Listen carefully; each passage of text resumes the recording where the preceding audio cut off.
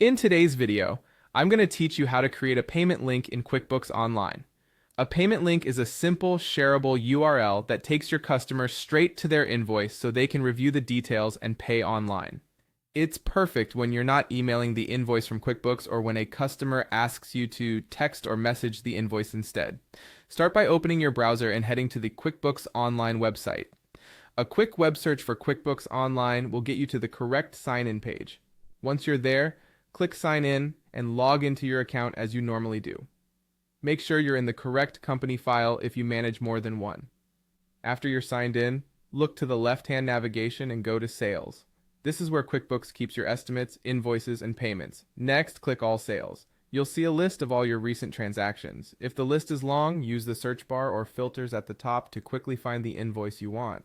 Sorting by date, customer, or status can also help you pinpoint the right transaction fast, especially if you handle a high volume of invoices.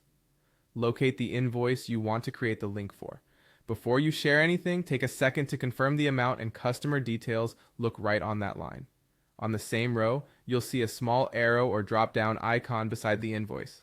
Click that arrow to reveal more actions available for that specific transaction. From the menu that appears, choose Share Invoice Link. QuickBooks will generate a secure, shareable link that points to the hosted version of that invoice. This link opens the invoice in your customer's browser and lets them pay using the online payment methods you've set up. Finally, click Copy Link. The link is now on your clipboard and ready to paste. You can drop it into an email, a chat message, or any other channel your customer prefers. For a smooth experience, consider pasting the link into your own browser first to preview what your customer will see. If you make changes to the invoice later, it's a good practice to copy a fresh link so everyone has the most current version. You can also keep the link handy in your notes or job ticket so you can resend it without hunting for the invoice again. And that's all it takes to create a payment link in QuickBooks Online.